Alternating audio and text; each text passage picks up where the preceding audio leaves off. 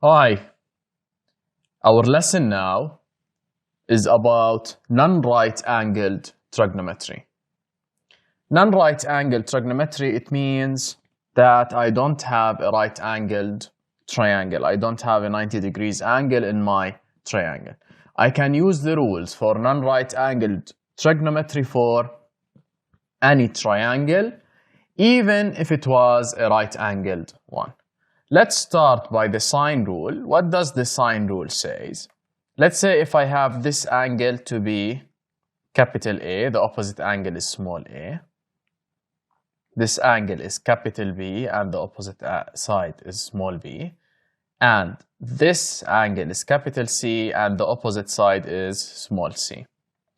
The sine rule says that sine angle A over side A is equal to sine angle B over side B.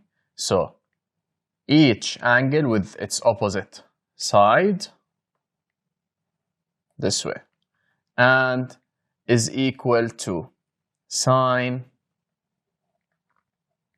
angle C over side C. In order for me to solve any problem using these rules, it's enough to use only two of them.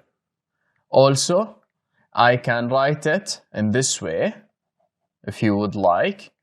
Side A over sine A is equal to side B over sine of angle B, and is equal to side C over sine of angle C. Let's see an example now. Find the value of x in the following. I have a non-right-angled triangle with angles 35, 70 and sides 13 and one side x. Now let's check if I can use the sine rule. I have the angle 70 with an opposite side, and I have the angle 35 with the opposite side is x. So I can use now the sine rule. So I will use sine 70 over 13 is equal to sine 35 over side x. Now, in order to solve this equation, I can simply go to the solver in our graphical display calculator. We go to equation. I press F3 for the solver. We just delete. Okay. Now it's a fraction. I have sine 70 over 13.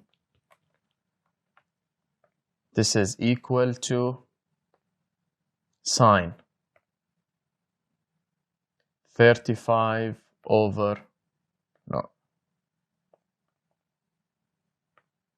sine 35 over x. And I execute and I press solve again. So I will find x to be 7.94. So the value of x is equal to 7.94 centimeters, correct to 3 significant figures.